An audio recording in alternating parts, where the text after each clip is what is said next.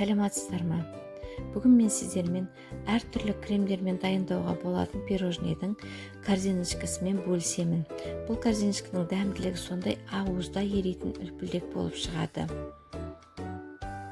Міне бізге керегі бөлме температурасындағы сары май, қанттың ұнтағы. Екеуін қосып миксерлейміз. Миксерімізді басында ақырындап қоямыз. Шашырап кетпес үшін одан кейін миксерімізді жоғарылатып 10 минуттай миксерлейміз. Сары майымыз міндетті түрде бөлме температурасындағы болу керек. Міне видеода көргендеріңіздей майымыз аппақ болғанша миксерлейміз. Бөлме температурасындағы жұмыртқаның сарысын салып 1 минуттай араластырып миксерлейміз. Ұнымызды саламыз. Ұнымыз оған шейін еліктен өткізіп дайын тұру керек. Ситодан өткізілген.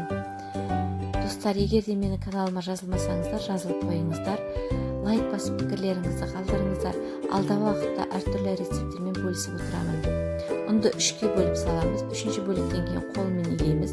Қолмен қатты илеудің керегі жоқ, жай ғана біріктіреміз. Одан кейін тоңазытқышқа 30 минутқа салып қоямыз. Уақыт өте келе осылай ыдыстарға бөліп 15-16 граммнан ғана бөліп жасаймыз. Осы форманың бойымен көріп тұрғандарыңыздай.